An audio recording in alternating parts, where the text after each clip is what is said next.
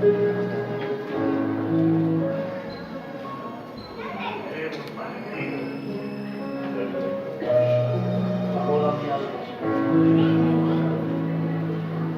a la palabra del Señor en el Evangelio de Juan, capítulo 8.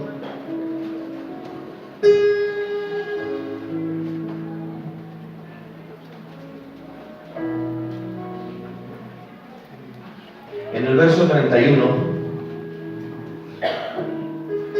hay un texto pues muy conocido del que se ha predicado, se ha ministrado muy de continuo y que hoy consideramos que es la voluntad de Dios para ser ministrado en este día. Evangelio de Juan,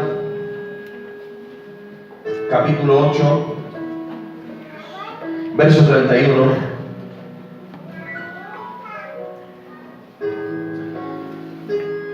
Dice la palabra del Señor: dijo entonces Jesús a los judíos que habían creído en él: si vosotros permaneciereis en mi palabra, seréis verdaderamente mis discípulos, y conoceréis la verdad, y la verdad os hará libres.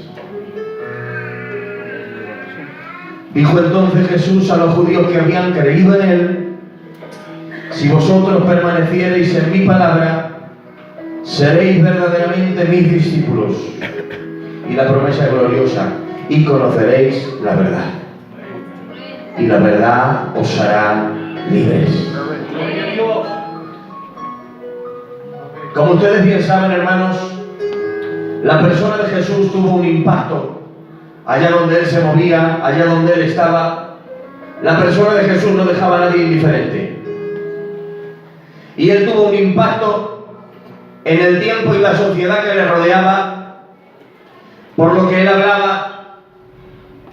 Tuvo impacto en lo que le rodeaba por los milagros que él hacía, y sobre todo tuvo impacto por cómo vivía, por la diferencia que él marcaba minuto a minuto, segundo a segundo en su vida. Jesús no dejaba a nadie indiferente. Él siempre fue alguien de influencia. Y ante la influencia y el impacto de la persona y el ministerio de Jesús, encontramos reacciones muy diversas. Encontramos que viendo delante suya a alguien que trae consigo todas las evidencias de ser el Mesías prometido, encontramos un colectivo de personas que, aunque estaban viendo con sus ojos al Mesías, no lo querían reconocer. Y dice la Biblia que decían: está engañando al pueblo. Otros decían: de Galilea nunca se ha levantado profeta. Otros decían: le conocemos que es hijo del carpintero. Y había personas, hermanos, que se llenaban de excusas para no asimilar la verdad que él traía y la verdad que él comunicaba. De modo que esas personas las podemos clasificar en el grupo de los incrédulos. Desde el principio Jesús se topó con incrédulos. Y si tomamos un minuto para expresar acerca de la incredulidad, examinándola un poco a fondo, podemos encontrar que la incredulidad no es una debilidad. La incredulidad no es una falta de fe. De hecho, vemos a lo largo de la Escritura cómo a veces el Señor coge a los discípulos y dice: y les reprendió por su incredulidad. Pero aunque en el español de la Reina Valera encontramos la misma palabra, incredulidad, para hablar de la incredulidad de los discípulos y la incredulidad de los que les rechazaban, en el texto griego, en textos más antiguos, las palabras que aparecen son diferentes.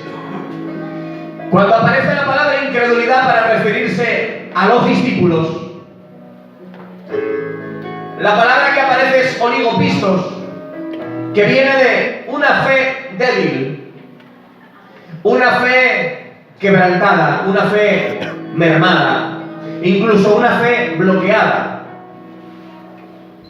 Es una fe existente, es una fe que está en el corazón, pero es una fe debilitada, es una fe mermada, incluso es una fe bloqueada que por lo que sea no se pone en acción. Hay barreras mentales, hay barreras emocionales que impiden el desarrollo pleno de la vida de fe. Esas fueron las barreras que experimentaron los discípulos en su caminar con Dios.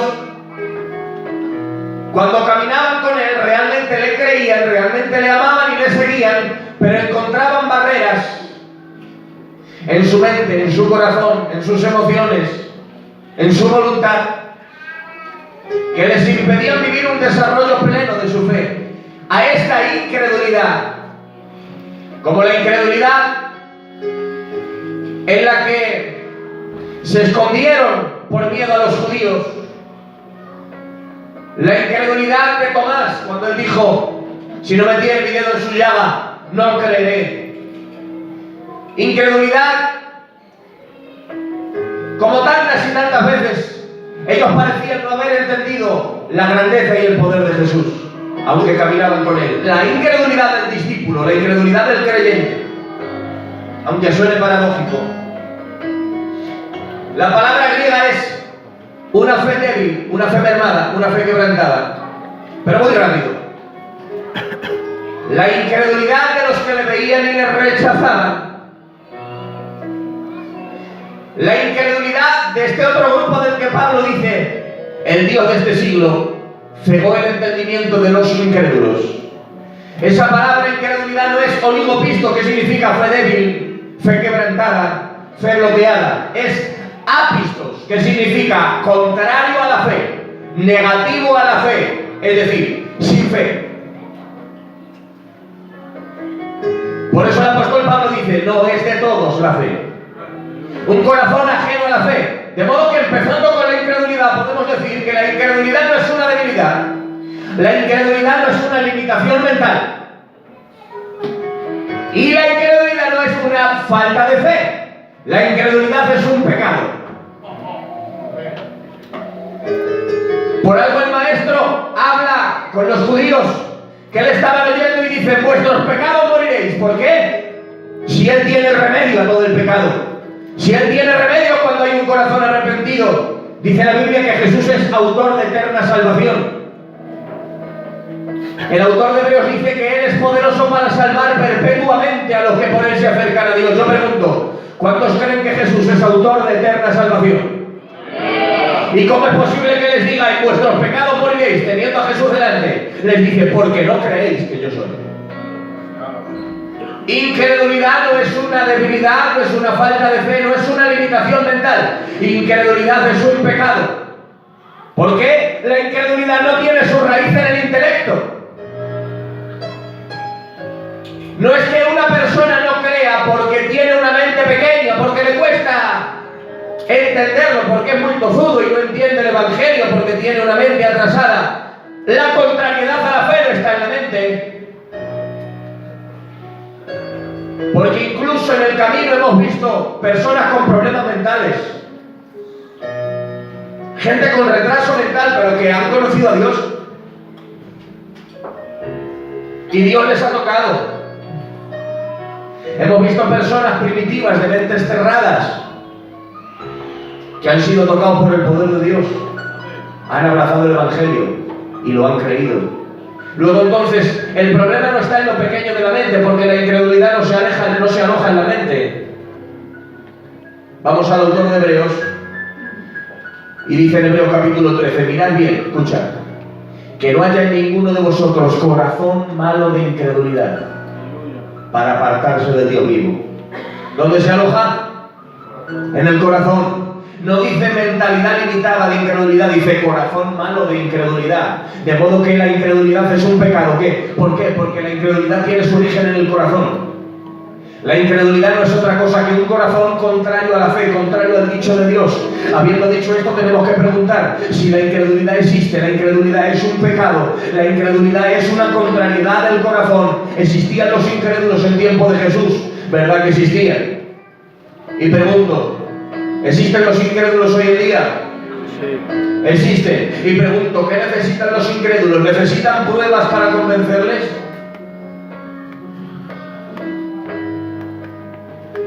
Si se supone que el incrédulo necesita pruebas, tenemos que preguntar, ¿los incrédulos del tiempo de Jesús no tenían pruebas?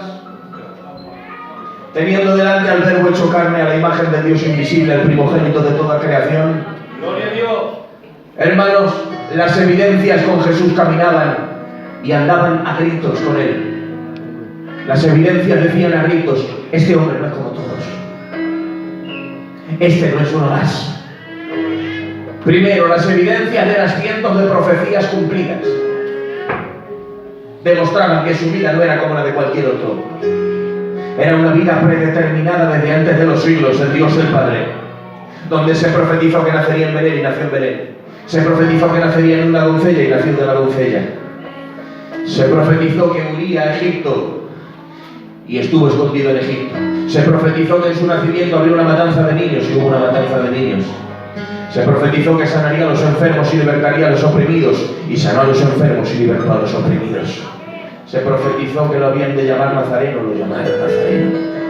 Se profetizó tantas y tantas cosas de él, cientos y cientos de profecías dichas por boca de profetas mayores y profetas menores. Las evidencias hablaban a gritos. Él era el cumplidor de las profecías. Segundo testimonio, las manifestaciones de su poder hablaban a gritos. Tenía autoridad sobre la enfermedad, autoridad sobre las tinieblas y aún autoridad sobre la muerte. Se dirige a Lázaro y le dice, Lázaro, ven fuera. Y un hombre dijo en una ocasión algo que me hizo mucho bien. No dice Lázaro, sal fuera. Porque si dice sal, sal es un llamado sin dirección. Si me dices, Emilio, sal de este local, me dices que salga, yo salgo, pero no me dices dónde.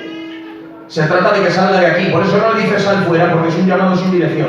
Le dice ven fuera, porque era la vida llamándole hacia sí. ¡Qué bien! Lázaro, ven. Ven fuera. Sí, Señor.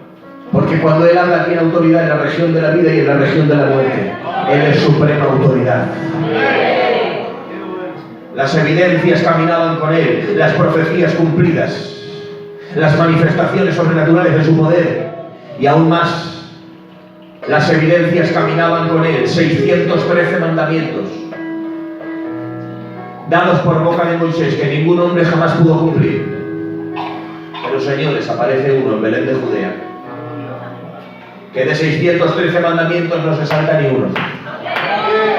Está caminando minuto a minuto, segundo a segundo, señores, hasta el punto que la ley no era otra cosa que el diagnóstico de nuestra enfermedad. La ley no era la solución. La ley era, hermanos, la ley era, podemos llamarlo así, la radiografía, la ecografía, la resonancia. Era la prueba que le decía al hombre, eres un pecador y no tienes arreglo.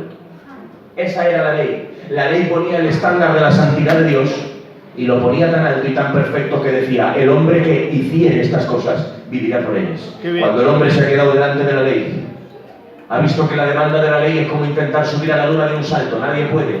El paralítico, el cojo no puede, pero el deportista, el atleta tampoco puede. Entonces, ¿quién puede hacer esto? Pues sí, señores, hay uno. Hay uno hasta el punto que si vas ibarando los 613 mandamientos, si coges una aguja y empiezas en el libro de Éxodo, cuando Dios empieza a hablar con Moisés, en cada versículo le das una puntada, otro versículo, otra puntada, otro versículo, otra puntada, Éxodo, Levítico, Número, Deuteronomio, en la última puntada, el trazo que sale es Jesús. Es la vida de Jesús resumida en los mandamientos que nadie puede cumplir. Solo uno pudo, y digo, eso era la evidencia de que él no era como los demás. Esto era una evidencia que hablaba a gritos. Es alguien que cumple la ley de Moisés que nadie ha podido cumplir, de modo que las evidencias andaban con él. Pero el incrédulo seguía siendo incrédulo, porque el incrédulo no necesita pruebas, porque lo invisible de Dios le es manifiesto a los hombres. Su eterno poder y deidad se hace manifiesto por las cosas hechas, de modo que los hombres no tienen excusa. La incredulidad no necesita pruebas, la incredulidad necesita arrepentimiento. Esa es la solución a la incredulidad. La solución a la incredulidad no es demostrar pruebas que puedan convencer a alguien, porque, hermanos, hemos visto a lo largo de la historia, está confirmado que las demostraciones del poder de Dios, las pruebas visibles, no convierten a nadie. Sorprenden, impactan, benefician a la persona, porque Dios es amor. Pero si hay algo que convierte en la palabra de Dios entrando el corazón, es por esto que la incredulidad no necesita pruebas, sino arrepentimiento. Primer grupo de los incrédulos. Segundo grupo, Juan 8:30, dice, hablando él estas cosas, muchos creyeron en él. Segundo grupo. Parece ser que aquí hemos encontrado lo que Jesús iba buscando.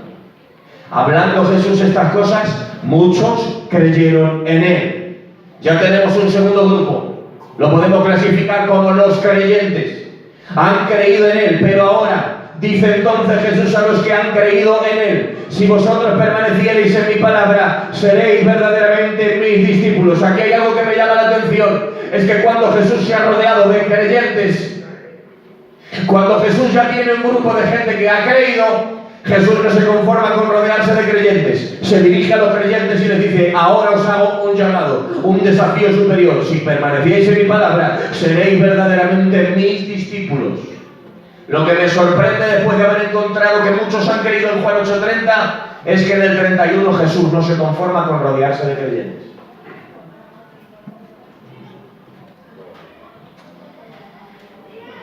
Mateo 28:20, se dirige el Señor a nosotros y dice: toda potestad me es dada en el cielo y en la tierra. Por tanto, id y haced, ¿qué dice, creyentes? Discípulos. Santo Dios.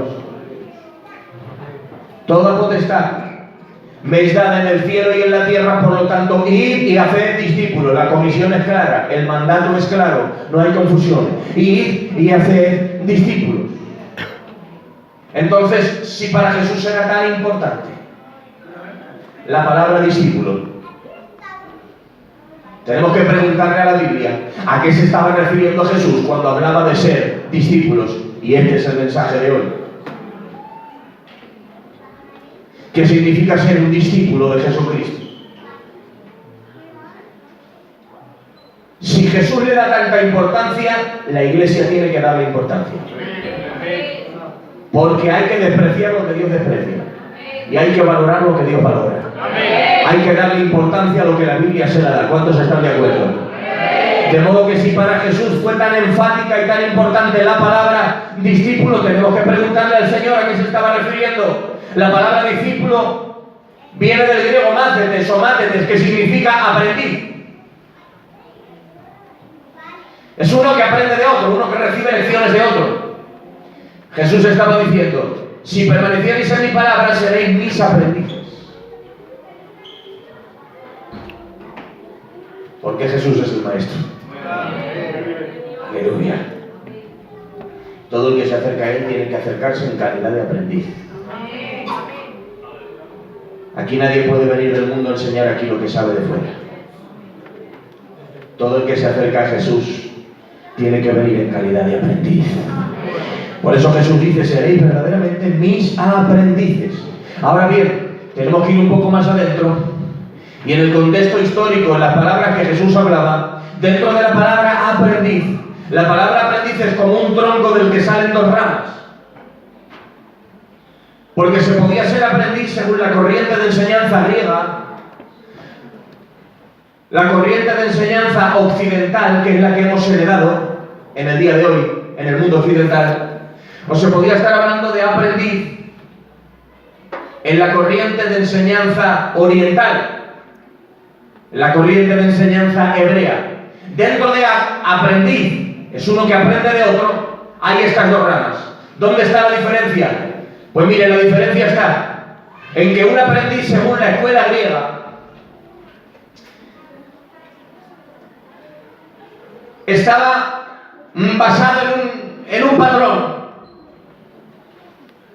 que era edificar lugares donde se enseñaban materias. Esta era la corriente de enseñanza griega. Lo que el pueblo griego dejó como herencia a Europa y América, aún en nuestros tiempos, fue edificar lugares donde los profesores iban para enseñar materias y el alumno iba para escuchar materias. De ahí salió lo que hoy se conoce como colegios, institutos y universidades. Todo eso viene como herencia del pueblo griego, por eso se les llama los padres del pensamiento moderno, porque han enseñado a la sociedad a interpretar la vida, han enseñado a la sociedad a estudiar y casi literalmente han enseñado a la sociedad a pensar. Bueno, pues, ¿cuál es la particularidad de esta corriente de enseñanza? Que cuando se edifica un lugar donde se imparte una materia, el profesor enseña, el alumno escucha, pero cuando termina la clase, el profesor se va a su casa y el alumno se va a la suya. Les une el tiempo de la clase que se da en el lugar, pero después el profesor tiene su vida y el alumno tiene su vida. Todos hemos tenido algún profesor en el colegio o en la autoescuela y no íbamos porque queríamos ser como ellos. No íbamos porque queríamos que nos enseñasen principios de vida, queríamos aprender sencillamente la materia que nos tenían que decir. Pero una vez yo voy y escucho al profesor y tengo mi carnet, no hay nada más que me una a ese profesor, solamente me une la materia que él me daba y yo le escuchaba. Cuando el profesor sale tiene su vida, cuando el alumno sale tiene la suya. Son vidas independientes, unidas solamente en un lugar. Pero si hablamos de un aprendiz en la corriente de enseñanza hebrea, la diferencia es abismal. Es que también se usa la palabra aprendiz, pero es que no eran lugares públicos donde se enseñaba una materia y después se vivían vidas independientes. Es que cuando un maestro recibía a un discípulo, lo recibía en su casa.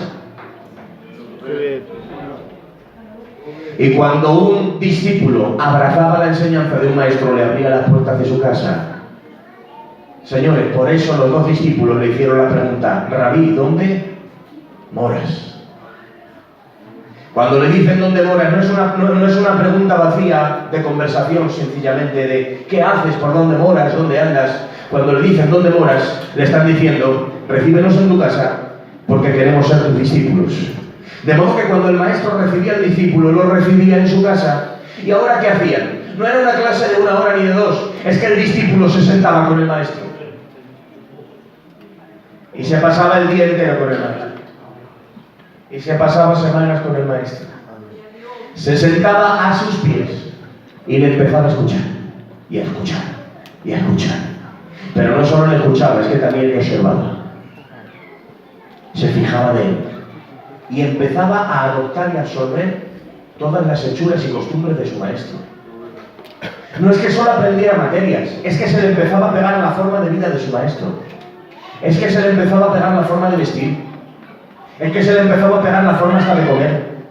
Hermanos, hasta el punto que cuando un discípulo se graduaba en la enseñanza de un maestro, tú veías al discípulo y si conocías al maestro, aunque no te dijesen quién era el maestro, veías al discípulo y sacabas quién era su maestro. Esa era la corriente de enseñanza hebrea. No era simplemente enseñar datos a la mente, es que el maestro volcaba su vida sobre el discípulo, volcaba sus experiencias sobre el discípulo, inculcaba su forma de ser y de ver la vida en el discípulo. Esa es la diferencia. ¿Cuál es la diferencia? El pueblo griego nos enseñó a tener profesores, el pueblo hebreo instauró la función de maestros. Está la diferencia entre profesor y maestro. El profesor enseña de lo que sabe, el maestro enseña de lo que vive. Esa es la diferencia. ¿Cuál es la diferencia? El profesor imparte información, el maestro imparte ejemplo. ¿Cuál es la diferencia? Es que el alumno le dice al profesor: yo quiero saber lo que tú sabes. Pero el discípulo le dice al maestro: yo quiero vivir como tú vives, yo quiero ser como tú eres. Yo quiero vivir tu vida, quiero hablar como tú, quiero conducirme como tú, quiero que cuando me vean me identifiquen contigo. Esta es la diferencia.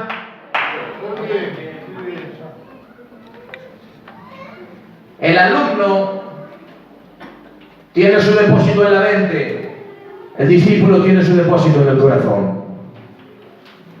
Ahora dicho esto, pregunto, ¿cuántos quieren vivir la experiencia de ser discípulos de Jesucristo el Señor? ¡Aleluya! Seréis verdaderamente mis discípulos. Es una vida unida, es una vida arraigada, es una vida de aprendizaje continuo. Más aún, habiendo dicho que es ser un discípulo, ¿me dan unos minutos más? Habiendo dicho que es ser un discípulo, ¿a qué se refería Jesús cuando estaba hablando de qué es ser un discípulo? Ahora tenemos que preguntarle, lo primero, ¿por qué no se conforma con tener creyentes?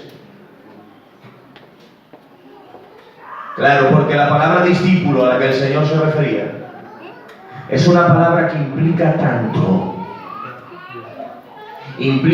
compromiso, implica tanto sacrificio, que no se conforma con un mero creyente. Habiendo establecido qué es ser un discípulo según el Señor hablaba, ahora tenemos que hacer un pequeño examen a los creyentes de Juan 8:30. Hemos estado con los incrédulos, hemos visto su problema, ahora pasamos un momento a un examen a los creyentes. ¿Por qué Jesús habla de discípulos y no se conforma con meros creyentes? Bien, porque cuando la Biblia dice los judíos que habían creído en Él, se estaba refiriendo a una fe intelectual, a una fe en la que habían creído solamente con la mente. ¿A dónde nos agarramos para decir esto? Pues bien, les hacemos un pequeño examen en el mismo capítulo y observen la gramática que utiliza el Señor Jesús para dirigirse a ellos. Seréis verdaderamente mis discípulos. Lo dices hoy. Conoceréis la verdad. No dice la conocéis. Dice la verdad os hará libres. Amén. ¿Se han dado cuenta? Los tres tiempos futuros que utiliza: seréis, conoceréis y os hará libres. Eso me está diciendo que los tres tiempos futuros que utiliza el Señor, seréis, conoceréis, os hará libres, me está diciendo que ni eran discípulos, ni conocían la verdad, ni eran libres. Pero curiosamente, señores, habían creído. De modo que queda encuentro en Juan capítulo 8, verso 30, creyentes, esclavos que no conocen la verdad. Por eso el Señor les habla en futuro: seréis que no lo sois, conoceréis la verdad que no la conocéis, y os hará libres que no sois libres todavía. Curioso, hermanos. Incrédulos había en los tiempos de antes y los hay ahora, ¿verdad? Y ahora en el verso 8:30 pregunto: ¿habrá todavía creyentes que han creído pero viven esclavos y todavía no conocen la verdad? No se enfade nadie conmigo si solamente vamos a la palabra del Señor preguntándole por el estado de los creyentes de Juan 8:30. Son creyentes, han creído, pero ¿cómo han creído? Han creído de una manera que no ha cambiado sus vidas. Han creído de una manera mental. Viendo esto, creyeron en Él, es decir, reconocieron las evidencias. Vieron las evidencias y dijeron: bueno, pues si hay otro Mesías no podría reunir mucho más que este. Este es el Mesías. Lo reconozco con mi mente. Han reconocido con la mente una evidencia. Pero pregunto, ¿es esa fe la que el Señor demanda? ¿Una fe mental? ¿Reconocer con la mente una evidencia? ¿No habla la palabra del Señor en Santiago de un grupo de creyentes también que creen con la mente? Dice: los demonios también creen, pero no dejan de ser demonios. Creen y tiemblan. ¿Por qué? Porque reconocen con su mente una evidencia. Los creyentes de Juan 8:30 habían creído con el intelecto las evidencias de lo que tenían delante, a Jesús el Hijo de Dios. Pero cuando Jesús habla de creer, está hablando de mucho más allá que creer con la mente. ¿Por qué? Porque si hubiesen creído con el corazón, no estarían esclavos y no estarían ausentes de conocimiento de la verdad. Cuando Jesús hablaba de creer, estaba hablando de mucho más allá que creer con la mente. La palabra creer en el sentido bíblico, la palabra creyente en el sentido en el que Jesús habla de creer, en el sentido que la Biblia habla de creer, no es creer con la mente, es reconocer una verdad con el corazón.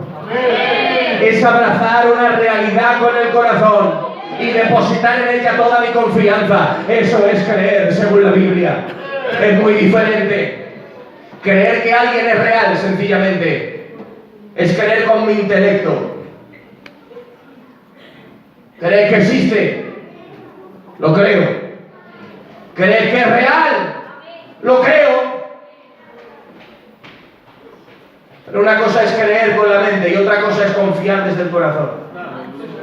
Aleluya. La fe bíblica no solo es convencimiento, es confianza. Y la confianza no solo se aloja en la mente, está en el corazón. Yo puedo creer en la existencia de alguien, que ese alguien es real, pero no confiarle nada de mi vida.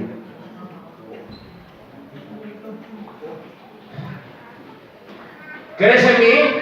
¿Crees que soy real? ¿Crees que el hermano Emilio existe de verdad? ¿Está en este púlpito aquí dándote la tarde? Es real. Lo estás viendo con tus ojos. La evidencia está delante de ti. Pero si ahora te pido que pongas en mis manos todo tu capital, las llaves de tu casa, el futuro de tus hijos y tu propia salud. Ahí se marca la diferencia entre creer intelectualmente y confiar con el corazón. Cuando puedes poner en manos de alguien todo lo que eres, todo lo que tienes. Aleluya. Cuando vas donde alguien y le dices, toma, confío en ti. Todo lo dejo en tus manos porque sé que está mejor que las mías. Eso es creer. Y yo pregunto, ¿cuántos han creído en el Salvador? ¿Cuántos han creído en Jesús? ¡Digan amén! Depositar toda tu confianza en aquel en quien has creído. No solo es convencimiento, es confianza absoluta. Aleluya. Encomienda a Jehová tus obras. Amén. Encomienda a Jehová tus caminos. Él enderezará tus veredas, tus pensamientos serán afirmados. Ese es el verdadero sentido de la vida cristiana. El verdadero sentido de la vida cristiana no es adherirse a un movimiento, no es sostener un credo. No. Es dejar de ser el dueño de uno mismo para que lo sea Dios. Aleluya. Ay, Dios. Por eso la fe intelectual no ha provocado ningún cambio en ellos. Son creyentes, pero siguen siendo creyentes esclavos que no conocen la verdad. Pregunto, ¿te los habrás encontrado alguna vez? Gente que profesa una fe que no ha cambiado su conducta, gente que profesa una fe que no ha cambiado su matrimonio, gente que profesa una fe que no ha cambiado su forma de vivir, mira su vida y todavía están arraigados a las mismas rarezas, a las mismas culturas, a los mismos impedimentos, a las mismas barreras, a la misma forma de ser. Tengo que decir algo con mucho amor y mucho cariño en esta tarde. Si lo que